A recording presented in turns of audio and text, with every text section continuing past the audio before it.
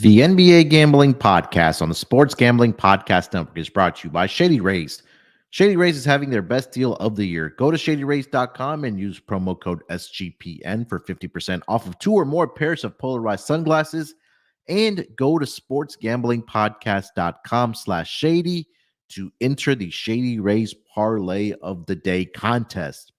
Roster brought to you by SGPN's Draft Week. All week long, SGPN has you covered with draft props, mock drafts, and our live NFL draft watch party. So make sure to smash that subscribe button at youtube.com/sports gambling podcast. Welcome everyone to the Hemi Butler podcast, part of the Hemi Butler network. It is currently Hemi o'clock on the East Coast, here to discuss Hemi's world, and we're just living in it. And I'm joined here by my guy. I got my guy here with me, Delonte Smith. Delonte, what's going on, my man? How you doing this Thursday morning? Yeah, man, pretty good. Incredible set of games we had with what both teams were able to do and one not doing. But yeah, man, like you said, Jimmy Butler, amazing. He wants to downplay the playoff Jimmy thing, but it's definitely real. Definitely a real thing. It's definitely a thing, man. I mean, I know we'll deep dive into about what happened, what transpired last night in the association, especially with the Heat and the Bucks game. But now, if you're not a fan of NBA, I know there's a lot of people that aren't because of what the product is right now. But I think last night we had some really good games, from the Warriors and the Kings to obviously the Bucks and the Heat. Um, Cavs no showed last night, but we'll dive all into it here in a second. But again, it was an incredible line of hoops last night. I know there's a lot of conversations going on and finger pointing and people having a lot of opinions of what kind of transpired in Milwaukee yesterday, but we'll dive into it here in a minute. But we'll get the I guess the boring stuff out of the way here, Delonte. But Cleveland last night absolutely no shows the game. I mean, they are on their home floor, where we talked about throughout the season, Delonte, that they were really good against the spread, and they were really good a really good home team and defensive team this season. But I think the more question mark for this game for the Cleveland Cavaliers and this series was that they just were not very good offensively. Donovan Mitchell last night played 44 minutes, finished up with 28 points, Delonte, but he was only 11 of 26 from the floor. And there was not much help after that. Darius Garland got up 13 shots. He finished up with 21 points. But the bigger story was the Knicks were just flat out the better team in this series, man. Yeah, they just got out physical. And you can't get out physical by supposedly one of the teams that y'all mirrored each other. I mean, essentially, I think the Knicks. I mean, obviously the result is the result, but I mean, if you play the series again, I'm pretty sure it'll be closer to like a pick 'em because both teams are somewhat similar. Now, offensively, it's not even close with what the New York has and what Cleveland has. But I mean, the it was just pure like will, intensity, attention to detail. Like they rebounded almost 40% of their own misses. The Cavs, I mean the Knicks, that is. I'm sorry. So like you got to look at some coaching stuff like within that situation about getting those guys ready to play. Now, all of us not on the coaches because obviously coaches coach, players play, but Mhm. putting those guys in certain positions to be able to succeed is what you need.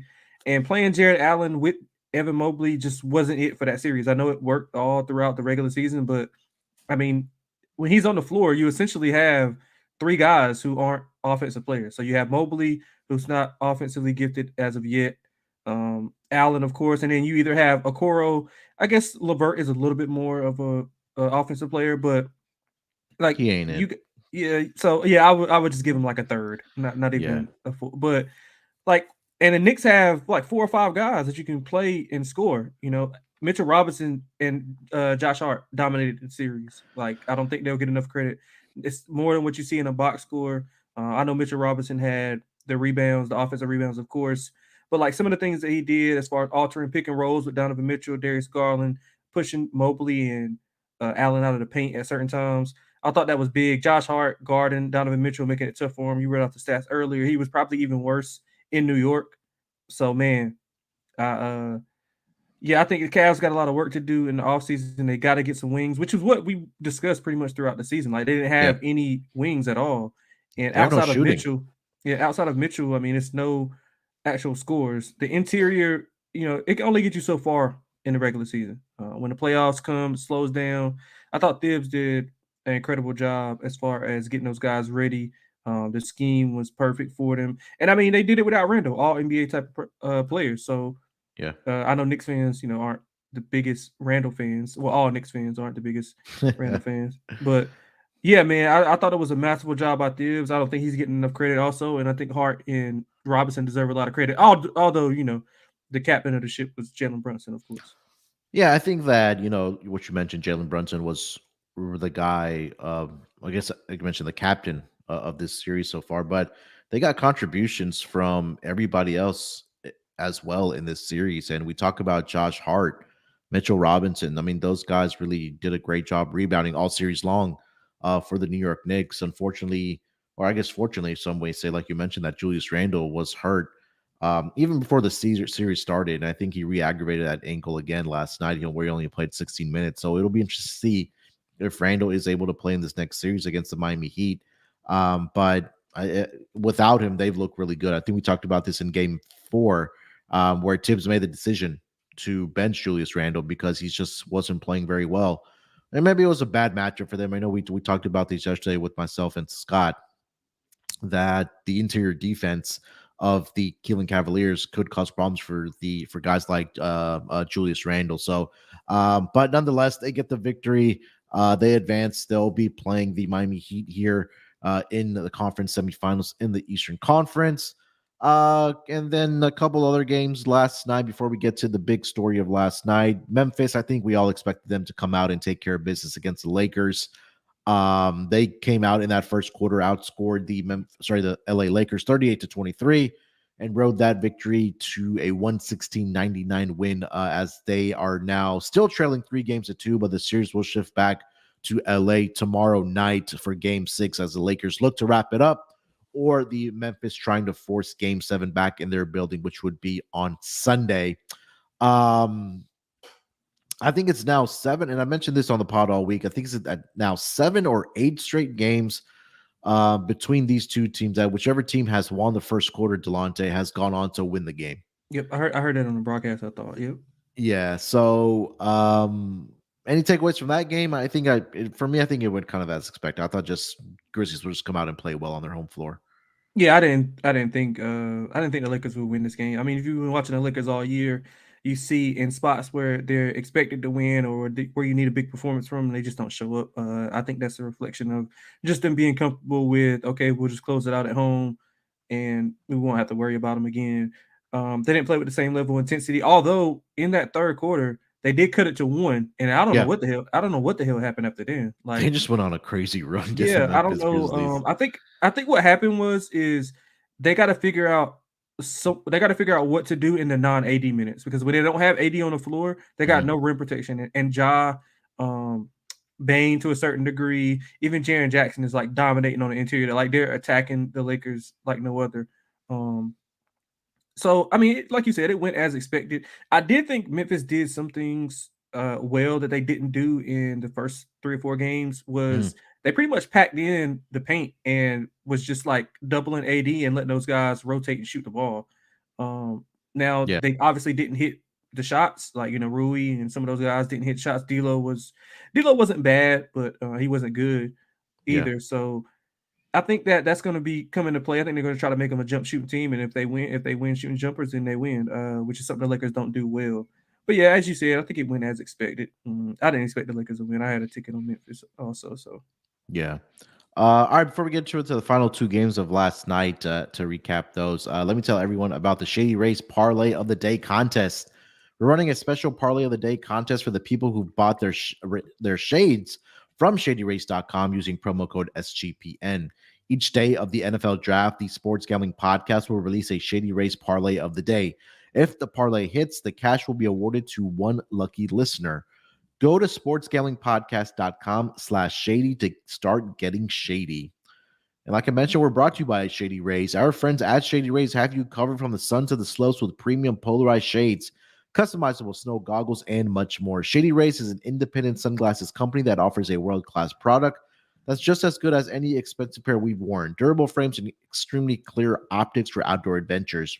That's not all. Shady Rays offers the most insane protection in all of eyewear. Every pair of sunglasses backed by lost and broken replacements. If you lose or break your pair, even on day one, they told us they will send you a brand new pair for free, no questions asked.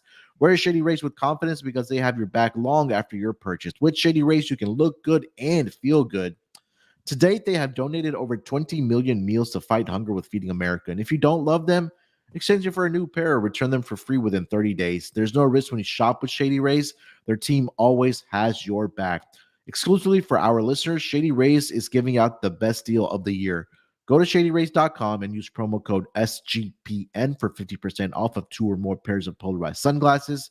Try for yourself. The shades rated 5 stars by over 200,000 people. All right, Delonte, maybe the two more interesting games of last night, or maybe the two series that people were, I guess, more interested in, was the Sacramento Kings and the Golden State Warriors yesterday. Warriors, we talked about this all season long that there was no secret they weren't very good on the road. That I think that if the Warriors were going to win the series, they were going to have to win a home game. A road game. Mhm. And they went into Sacramento last night, and they did get that job done. They got the victory last night, 123-116. Early on, those Delonte, I thought that it was going to be the same old story for the Golden State Warriors because Sacramento came out and looked, really good. They won that first quarter, 36-33.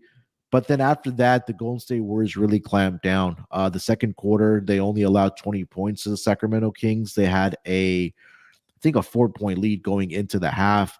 And then they outscored the Sacramento Kings in that third quarter by 5 points, 39-34. And then Steph Curry pretty much closed out that game and they get the road victory here. Now they take a 3-2 lead. The series now shifts back to the Bay Area in San Francisco, where now Sacramento is going to have to win a road game to push this to a game 7. But what were your kind of takeaways from last night? And we did see De'Aaron Fox play last night. Did chip in with 24 points, but again, it was only on 9 of 25 shooting last night, where he only shot 36% from the floor, Delonte. Yeah, early on, I thought the same thing. I thought they were about to get ran out after that first quarter. And then they kind of settled down. Some questionable things that were happening defensively with them on the pick and rolls. Like Davion Mitchell was like literally going under on screens with Steph and Clay, and Herter didn't show up. He was leaving Klay Thompson on several threes, like they were getting their coverages mixed up. So I think that played a part in getting some rhythm. I mean, Draymond had 20 points. I think on the broadcast, Ernie Shack, Kenny and Charles. I think he hadn't had 20 points in a playoff game since 2019, if I'm not mistaken. Yeah, That was against the Rockets. Ironically, sorry about that. It's okay. But yeah, so I think the Draymond stuff was just more of like not a pedestal, but like a barometer of why they lost. I don't think the Kings played terrible, to be honest with you. I thought they played decent. They just had stretches where they just couldn't get it together, couldn't string together stops. Mm-hmm. They would get like within a certain amount of points, and then Steph would hit a 3, Clay would hit a 3. I thought Wiggins was phonnamenal in the game. He has been all series. Was a baller last night. Yeah, I thought Looney was incredible on the boards. But I mean, I didn't think that the Kings played particularly bad. I just thought they had a shot to tie the game of Malik Monk 3 late in the fourth. Mm-hmm. He missed it, and after the end, I think it went kind of downhill in that aspect. But they just didn't have enough to close it out. Now I know that people are pointing to the experience, but I mean, I don't really think it's an experience thing. I really do think that the Kings have a better team. Golden State just has Steph Curry at the end of the day. Kyle Lowry told us that a long time ago. Him and DeMar DeRozan, they felt like they were the better team. One team had LeBron James, they didn't. And that's kind of what I see with this series. I mean, the thing with Golden State is they're not going to get that contribution from Draymond every night, obviously. He's going to bring it on the defensive side, of course, but offensively, you're not going to get that. So you have to limit somewhat of those other guys if you want to, let Steph and Clay do their thing. But overall, I mean, I didn't think that the Kings played that bad. I don't know what you saw. I'm interested to hear, but I didn't think they played that bad. I thought they just lost the game. I mean, and that happens when you got a player like Steph Curry on the opposite side.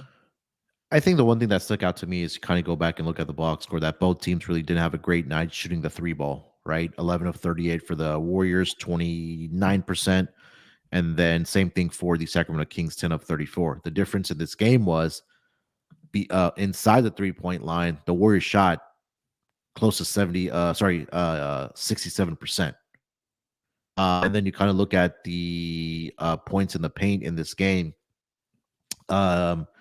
It was pretty much even 60 to 24. I think for the Golden State Warriors, like you mentioned, it was really Steph Curry that in the moments where they needed to get a basket to kind of stop the momentum of the Sacramento Kings, he was able to provide that. Despite him not having the greatest of shooting nights last night, Right. he was able to knock down mid-range jump shots. He was able to get to the basket as well because he was only 2 of 10 last night from three-point line. Let's not forget that.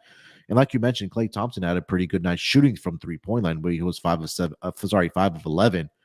So the rest of the team ended up going 6 of 27 if it wasn't for Klay Thompson last night. And I think again it comes down to the two guys where they're not getting enough credit because they're behind the Splash Brothers. What you mentioned, come on, Looney, 22 rebounds last night. 7 of those were offensive, 7 assists, and 7 of those 22 rebounds were offensive rebounds. Andrew Wiggins chipped in with 20 points. But at the same time, it's not going to pop off the page that he was really good defensively last night and making hustle plays as well. So I think for the Warriors, I think the experience factor is what's kind of taking over right now for them, just because they've been in the playoffs for, I mean, I don't know how many years now. They've won, so many titles with the core of Draymond Green and Steph Curry and Klay Thompson. Come on, Looney. So, it's now 3-2 here, Delonte. We're shifting back to the Bay Area, and I think the Golden State Warriors probably close the series out. And it's nothing for the Sacramento Kings to hang their hats on because they had an incredible season. They finished up as a number 1 seed. Mike Brown won Coach of the Year, but this is more of a learning experience for this young team because 90% of this roster has never been in the playoffs before. It's like for what, Harrison Barnes? Yeah, and I think Herter Malik Monk, with the Hawks. not even Monk, and yeah, Herter. So again, I mean, they still have a chance. I'm not going to count them out because anything can happen. We've seen it. But again, right now, the experience, it feels like it's too much right now for the Golden State Warriors in this series. Yeah, I mean, they just. Yeah, go ahead. I don't know. No, I don't know. It's just weird with some of the things that they were doing defensively. They couldn't stop the. Golden State would do a middle pick and roll, and then they would have the wing, whoever was on the wing, like Gary Payton, or they would put sometimes Draymond there. Like they would just dive to the rim, and it's like a dunk, and the King could not stop it. They could not stop it. Gary Payton got a couple dunks off it. I think DiVincenzo called a dunk off it as well. But yeah, I mean, it's just that defending the Warriors, no matter who you have on the team, you have to be engaged off the ball. And not a lot of teams are, or not a lot of players are used to playing that style of basketball. So it's like, okay, we can let up a little bit because he's off the ball, but then he cuts to the basket and you don't know what to do. So it's hard. It's hard defending the Warriors. The Kings, I give them a shot. I mean, I give them a shot to come out and play well. If they get it to 7, it's going to be very, very interesting. I can say, I will say that. I mean, look, Atlanta went into Boston in Game 5 and got the victory there without arguably their second best player. I don't think it's a conversation with DeJounte Murray. So you can't count anybody out.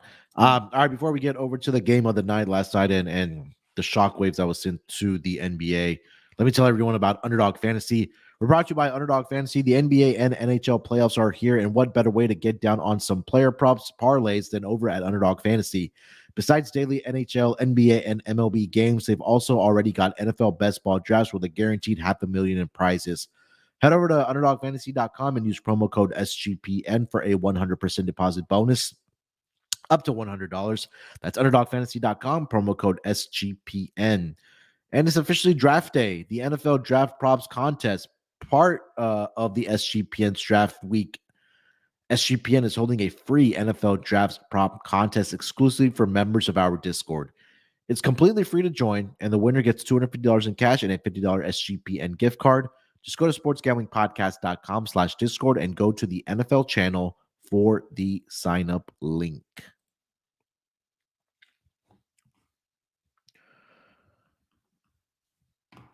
All right, Delonte, the game of the night. Everybody's talking about it. I mean, it's been the series that a lot of people have been talking about. The Miami Heat go into Milwaukee in game 5 and they stun the number 1 seed in the Eastern Conference, and they get the victory in overtime, 128-126.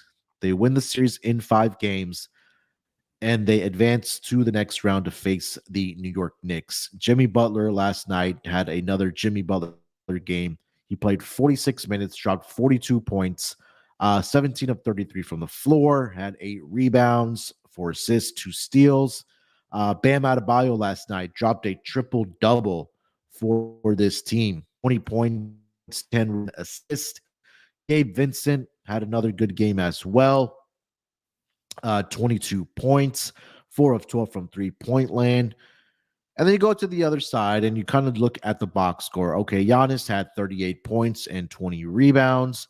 Chris Middleton, 33 points, 6 rebounds, 6 assists. Brook Lopez finished up with a double-double, 18 and 10. Drew Holiday, 16 points, 9 rebounds, 6 assists. But it wasn't good enough to keep this Miami Heat team from winning the basketball game last night.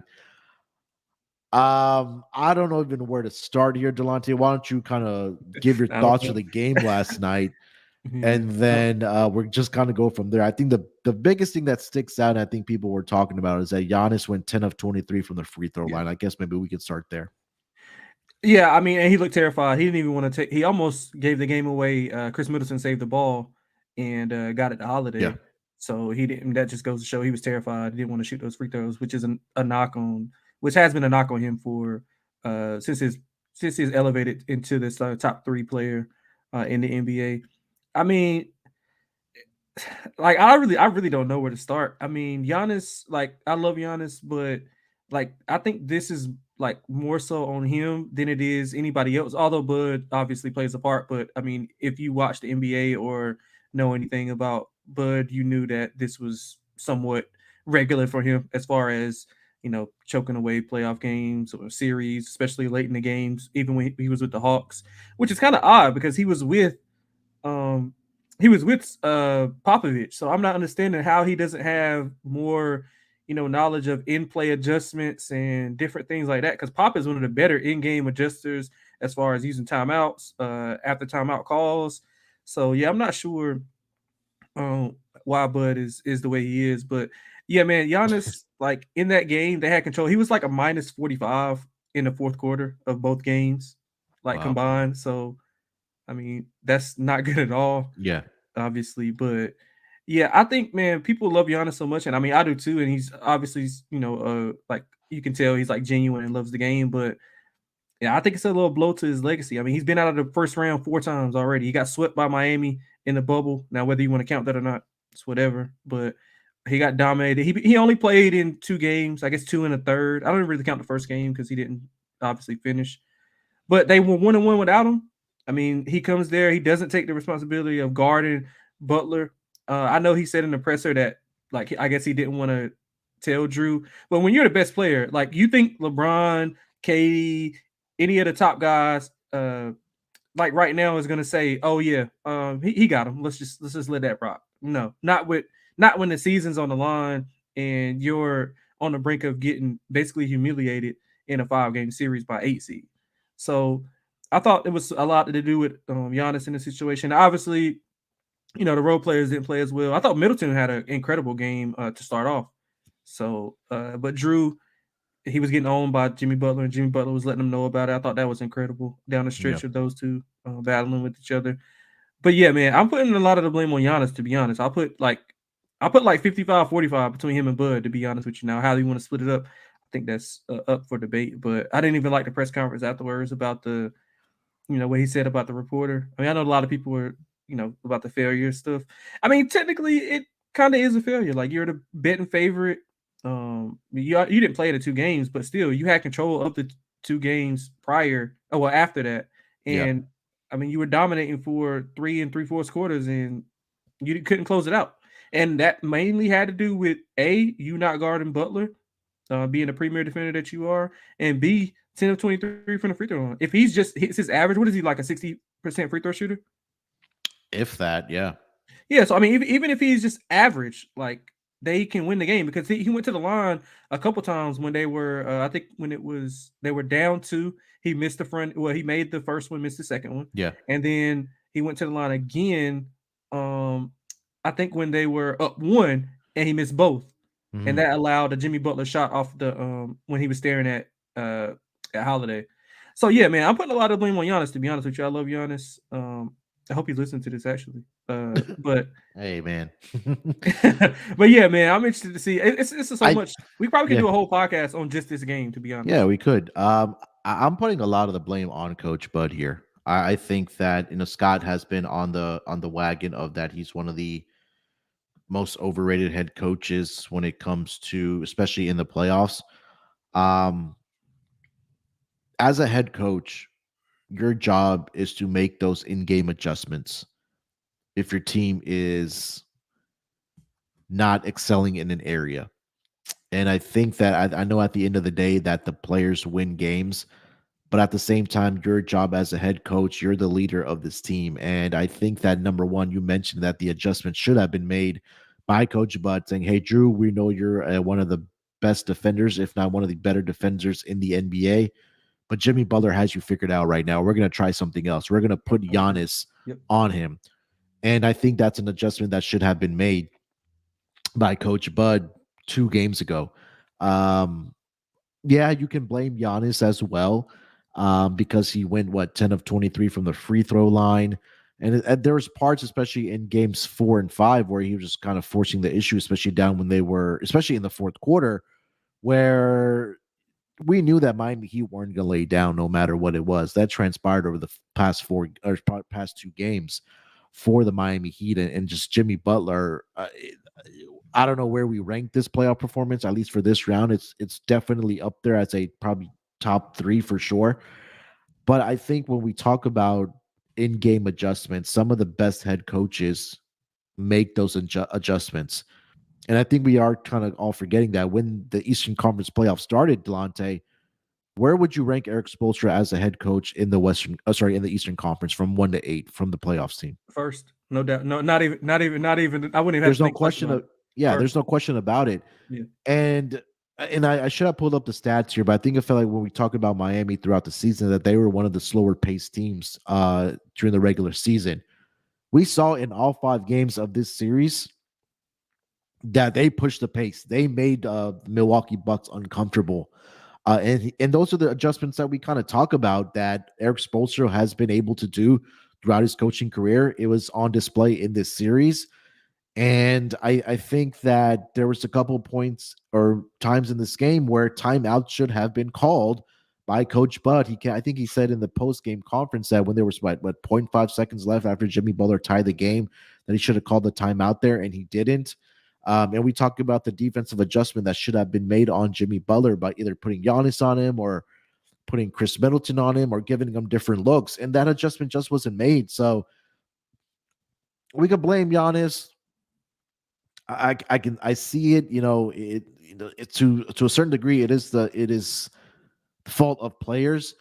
As a leader, I think Giannis probably should have came out and, Right. and That's all I'm told saying. Yeah. That's all. told Coach Bud, let me try to slow down Jimmy Butler. What is he gonna Maybe he tell him? would, No, he gonna tell yeah, Giannis. Oh yeah, no, yeah, right. yeah, Get out of maybe here. maybe go up to Drew Holiday, be like, what I mentioned, Drew Holiday, you're a great defender. He's cooking you right now. let me try to slow him down. Yeah. And that was the thing at the end of the day. But I think for as bad as we've talked about and the criticism that we've given the Milwaukee Bucks, at the same time, Delonte, I think we need to also give our flowers to the Miami Heat and Yeah, especially the yeah, and coaching staff. yeah, I don't want to take anything away from Miami. They shot like literally lights out. On second spectrum, they do contested shots. They shot like north of 50% on contested jumpers. So the Milwaukee defense wasn't horrific. It's just that the Yeah. Heat were making an absurd amount of contested shots, and you can see it. Like Kevin Love was hitting step back threes. Even Caleb Martin didn't even have a big game. And let's not forget, like Giannis did foul Max Strus that on that 3-point attempt. So Yeah.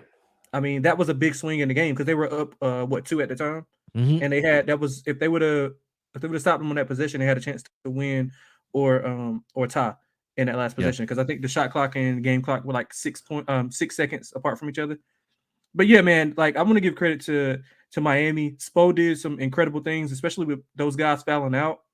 Yeah. He adjusted and put Jimmy Butler on Brook Lopez was another thing that was really like which really kind of turned the game a little bit because he wasn't able to push Jimmy Butler around like he was with those other defenders. And then obviously Bam was on Giannis. But yeah, man, I want to give Miami the credit. Obviously, they performed at an incredible level. Jimmy carried them in these back-to-back games, but some of those guys that don't get enough credit as far as on the defensive end, like what Kyle Lowry was doing, hustling. He got that big call, which it shouldn't have been anything. It should have been a foul on Middleton, if anything, and that should have Yeah. turned the game right there.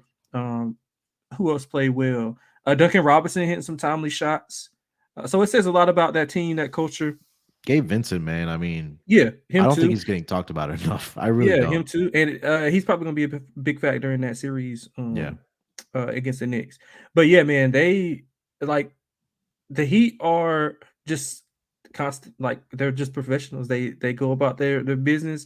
I think Spo is one of the best in-game adjusters, one of the best game-to-game adjusters. Because if you can tell, like you said, in the regular season, they were like bottom 5 field goal percentage, pace, 3-point percentage, and now they just flip the switch and they're playing a completely different way in Yeah. a span of and they played in the play-in, so it's not like they had time off to work on these things. Yeah. So he had to implement that like within the flow of like what a game or two off, a day or two off.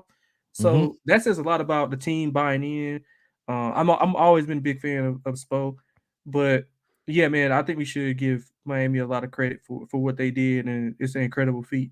Now, obviously, we're going to see if they're going to shoot that well again, which they probably won't, but got to give them props and not just put the blame on Milwaukee because Milwaukee did play horrible, but Hmm. the Heat they had to take advantage and they did, and you got to give them credit for that.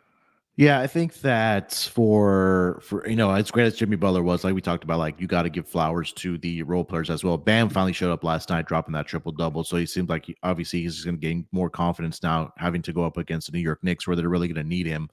Um, I think that Kevin Love had a great, obviously, Gary game as well. He dropped Mhm. some 3-pointers, had a 10 plus rebounds. So it was a great team effort last time. I mean, we talked about the names there for the Miami Heat. Give them a lot of credit. They didn't lay down. They could have, I mean, a lot of people would have thought that they would have just relaxed and said, okay, we're up 3 games to 1. They have to beat us 3 times in a row. And even if they got game 5, they just have to come into our building in game 6 and beat us. But no, they took the challenge by the throat and they took care of business. For the Bucks, we'll have a conversation about them in the offseason on what needs to be done about this roster. But I think that I don't think Coach Bud is going to be fired. I think he should be let go because I think you need a coach that's going to make adjustments, especially in the playoffs when it matters the most. And he wasn't able to do that. He was 100% out coached by Coach Spo. And that was, one of the main differences so far in this series. So again, I'm sure we'll talk about this more when we preview the Heat and the Knicks series in the next day or two. But at least for right now, Miami, they get the job done. They win it in 5 games, and here we are. So congrats to the Miami Heat. You take down the number 1 seed in the Eastern Conference. Yeah, let me ask you one more question Yeah. before we get off this game. Did the Udonis have some technical spark the Miami Heat run? Do you think? Uh What was no, he doing? What was he I don't doing, know. I man? don't even know what he was just going up to everybody. Like he had Right. words with Brooke Lopez, and then he was talking to Bobby the Portis. ref. Yeah, and then after he was done talking to the ref, he goes up to the face of Bobby Portis, Right. and Like I think if it was anybody else, Bobby Portis would have swung at him. But if it was since it's didn't Bobby Udonis Portis Haslam, he break wasn't gonna happen. Nikola Mirotic like face Yeah, when and they were send in him back to Chicago. wherever he's from? Yeah, so I like Mirotic too. He was pretty good. yeah. But yeah, anything else for Heat and Bucks, Delonte? Nah, man, that was this incredible performance by Miami. Looking forward to the Heat Knicks series, of course. And yeah, man, I think A lot of people are going to put the blame on Milwaukee, as they should. But I think somewhere in the middle, we should be able to give Miami credit for what they did, because it was Yeah. an incredible performance throughout the 5 games. Yep. All right, man. What is going on in the chat right now? I don't know Man, what's bro, going on. they are going crazy. I love it actually. So only one game on the schedule here tonight in the NBA playoffs. We still have 3 series left to be determined, but the last Eastern Conference series has yet to be determined, and it could be determined tonight. So let's dive into it here, Delonte. The Boston Celtics have a 3 games to 2 lead over the Atlanta Hawks. Game 6 is tonight. 8:30 Eastern start in Atlanta, where right now I'm currently seeing the Boston Celtics are a 7-point road favorite here against the Hawks. Total is currently sitting at 232. Obviously, game 5, like we mentioned, Atlanta Hawks, Trae Young go into Boston, pull up the upset victory as a double-digit underdog. And now we are on to game 6 here. No DeJounte Murray in game 5, but he does come back here for game 6 here. I guess the question here is, how much does Boston look at what happened last night and say, like, we have to end the series here tonight? Because if it gets to a game 7, and I'm sure Terrell would be jumping up and down and having that "I told you so" sign, that if Atlanta chokes this lead away, we might not hear the end of it about this Boston Celtics team. But right now, let's get to the side first here, Delonte. -7 against the Hawks. What are you thinking?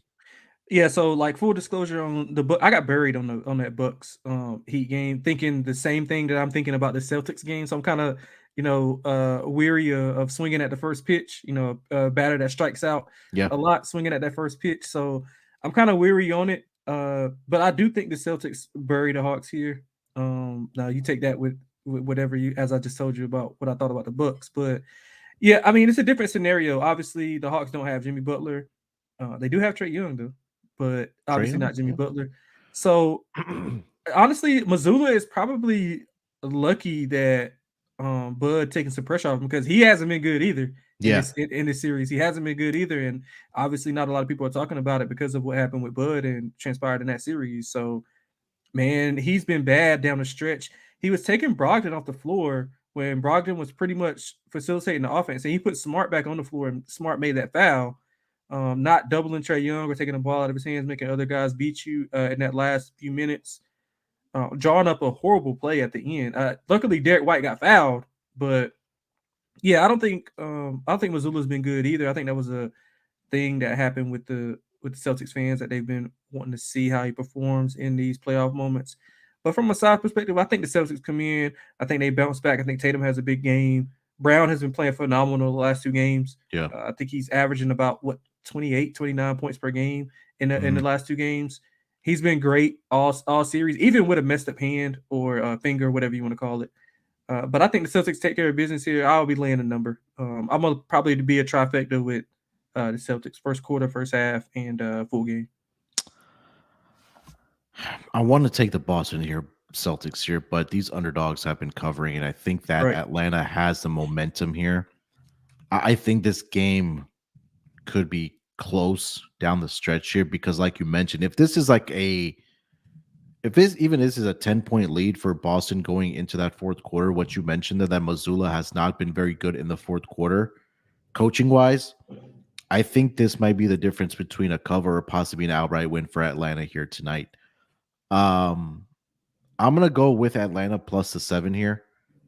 I think that getting DeJounte back, being at home, you have all the momentum.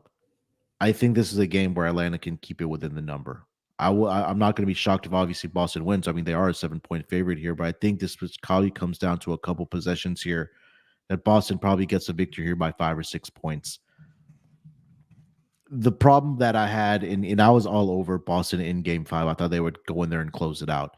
There was just a lot of boneheaded plays by Marcus Smart in that fourth quarter, which really led to Atlanta getting the victory there. And you can't have those same mistakes. And what you mentioned there, that Malcolm Brogdon needs to be in this closing group down the stretch for the Boston Celtics, because again, that gives you another ball handler on the floor. It gives you another scoring option. The guy can knock down the 3-point shot, and he could get to the basket at will as well. Um, Jason Tatum, like you mentioned, he didn't have a great game in Game 5 shooting the ball. He should bounce back here tonight, and Jaylen Brown has been incredible over the last 2 games, and he's really been good this season, especially on the road. If you kind of dive into the numbers and just look at, he was a little bit better on the road scoring points. His 3-point percentage was a lot better on the road this season than it was at home. At home. So, but I think there's something about this Atlanta team that they've maybe figured something out here a little bit. Trae Young has looked good over the last 2 games. You get DeJounte back, who has been phenomenal all throughout the season, or sorry, in this series as well. So I think that with Quinn Snyder, they figured some things out here against Missoula. I think he's getting out coached as of right now. But I do like, I'm going to take the home dog here. Give me the +7 here with the Atlanta Hawks. I think that my more favorite play here, Delonte, is going to be the total here at 232. But what are your thoughts on the total? Yeah, I'm going. I hope you're going over because I'm going over too. Yeah, I like the over. Yeah, man. Because Atlanta, although they have been playing a little better defensively, so basically they don't play well as like full game, but in spurts they get stops when they need to. So that's very key when you're looking at over under. They do get stops in spurts, but Celtics going to get whatever they want at the rim. I thought Robert Williams should have played a lot more minutes because he was able to on the end of the dunker spot, he was able to get rebounds. They were catching a lot of the lobs. The pick and roll with him and Jalen was really effective. But yeah, I like the over. The pace has been incredible. They play back-to-back overs. The Hawks like to get out and run. The Celtics, they don't mind running. They can play at any pace. But I think the regression for a positive regression is coming for Jason Tatum and some of those other guys who didn't shoot well. I think Horford hasn't had a big game or a decent game to his standards since like game 1 or 2, if I'm not mistaken. So I think Horford snaps out of his slumps, hits a couple threes. And, with DeJounte being back, I'm pretty sure there's going to be a lot of juice in the building. I might look at the Hawks first.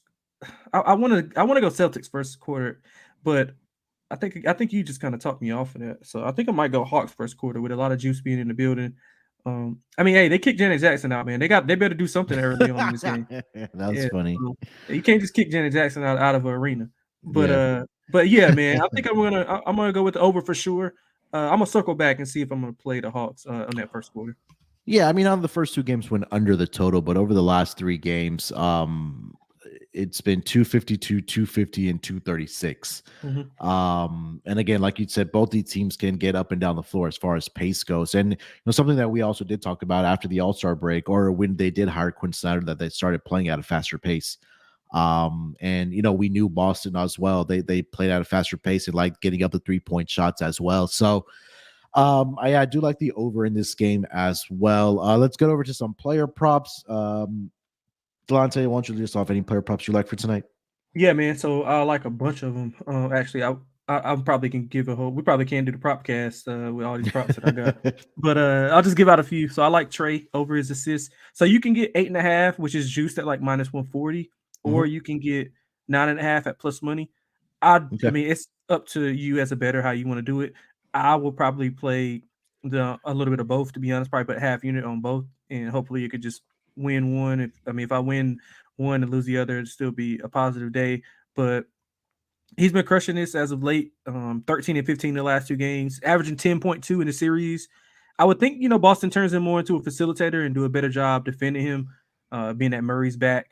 So I'd like him over 8.5 assists. We'll just call it 8.5 because that's what it is consensus most of the books I see. Shout out Scott. I'm going Capella under 9.5. Scott bet this so much that they moved it from 10.5 to 9.5. So I'm gonna go under. He's not been seeing a lot of minutes as of late. It's pretty much a bad matchup for him with, like we said, with Robert Williams being in the lineup. He's more agile, pushes him away from the rim. They're doing a great job of limiting his lob opportunities. But for whatever reason, everybody else catches a lob but Capella. I don't know if you've noticed that. Like Collins. Oh, I noticed it when it was with Houston. Yeah, like Collins, Okongwu, all those guys are catching lobs, but Capella just, for whatever reason, Boston does a good job of stopping him from catching lobs. I have no idea why, but they do. He just has bad hands. He's only had 6 field goal attempts. He's only had 6 field goal attempts in one game, which is not much for a center, obviously. So he's also not getting to the line. He's 4 of 6 in the series. He shot 4 in one game, which was game 4. So I like him under 9.5. I'll send an invoice to Scott if that doesn't cash. Tatum over 44.5 points, rebounds, and assists. We talked about him. Horrible from 3, 1 of 10, 19 points. He has to come out and play better and help Brown out. Let's see. Derek White over 15.5 points. Yep. He's over in 4 of the last 5 games. He shot the ball extremely, extremely well.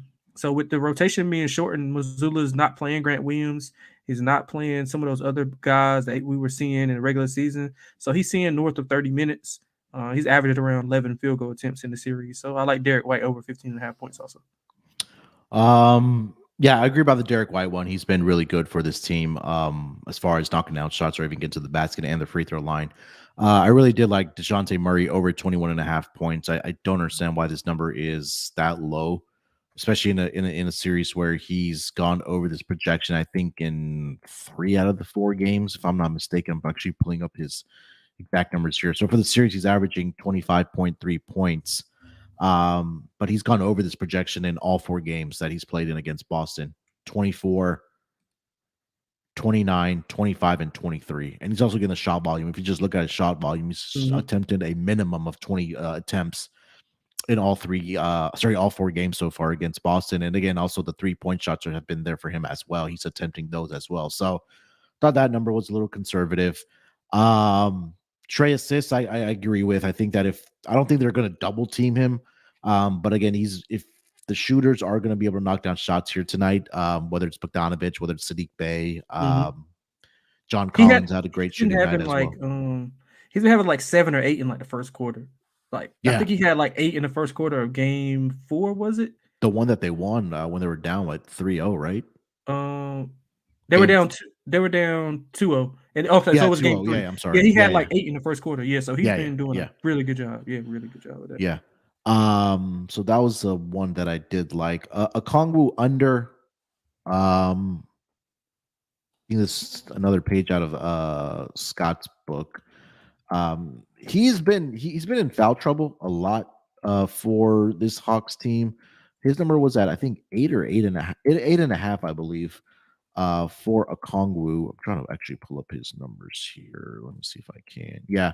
So he's only averaging 6 points for the playoffs so far, but last game he did have 9.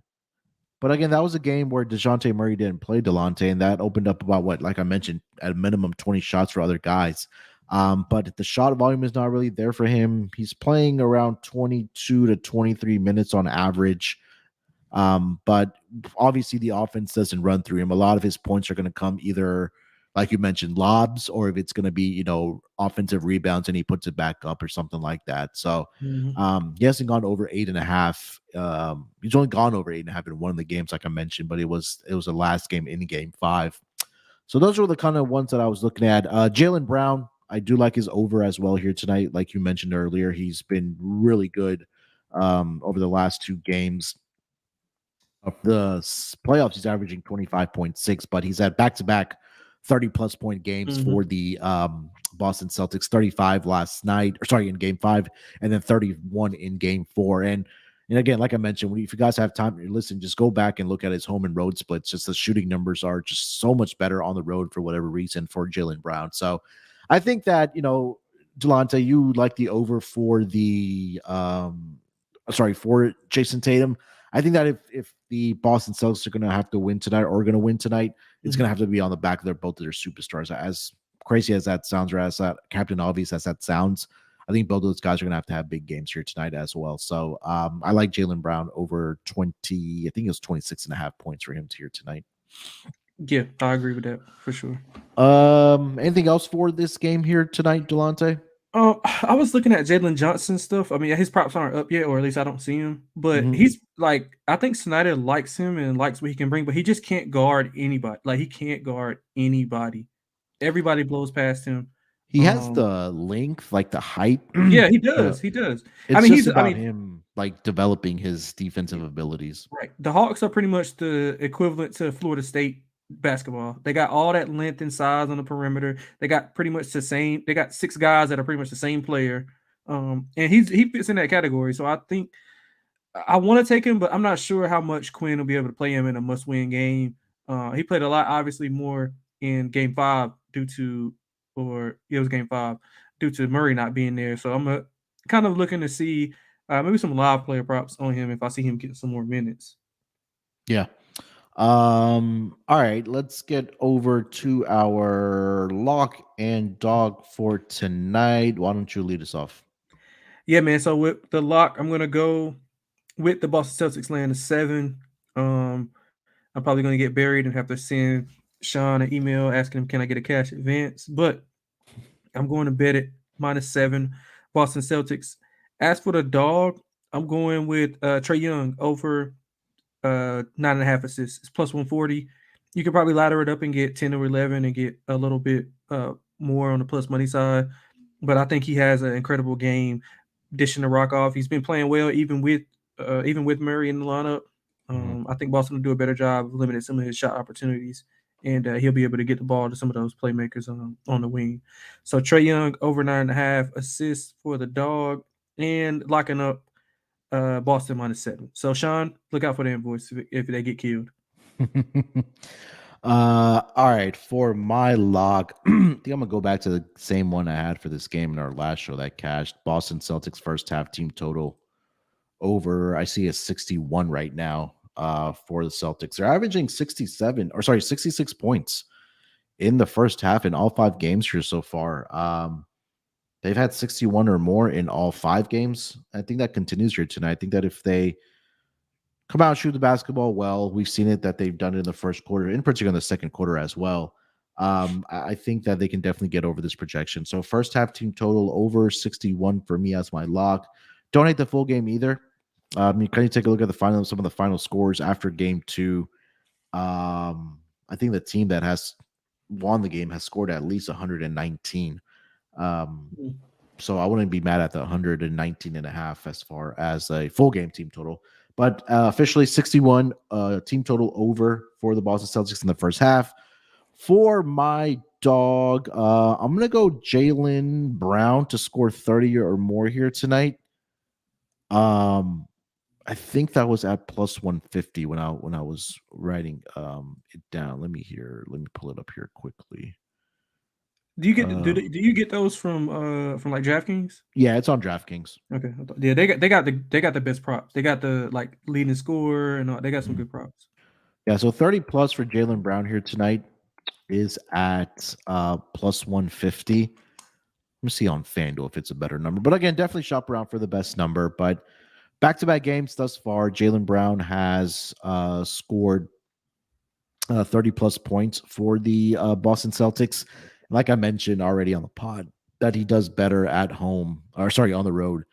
For whatever reason, shooting the basketball. It is plus 180 on FanDuel, so there's a better number there for Jaylen Brown to score 30 plus here tonight. So Jaylen Brown plus 180 on FanDuel right now to score 30 or more points here tonight. That is going to do it, Delonte. Only one game on the schedule here tonight. But anything else we need to mention before we get out of here, my man? Nah, man. I guess the NBA is going up against the NFL draft, so they didn't want to put a lot of games on, which is understandable. Yeah, makes sense. But yeah, I'm expecting this one to be over pretty early. But then again, I expected that from Milwaukee, so Hawks probably win. Bet the Hawks money line. Yeah, hopefully it's a good game here tonight. I think that's kind of all we asked for here. But hopefully we find some more winners here tonight. And then we're on to almost the second round. I think we should be wrapped up either by tomorrow, if not Sunday for sure. I don't know how many of these games will go to a game 7, but we will see. Let's hope for the guys in the chat that the Kings don't go to game 7 because they're gonna light Tony up, man. Shout out my guy Tony in the chat. Oh man, yeah, they gonna light him the up. Chat's been popping off, man. If it gets to 7, man, the chat gonna light Tony up. He might not be in. All right, we'll be back tomorrow. Scott and Terrell should be here tomorrow. They'll cover the 2 games tomorrow. Is it 3? I think it's 2. It's Warriors, Kings, and then Lakers, Grizz. Yeah. Good games. Yeah.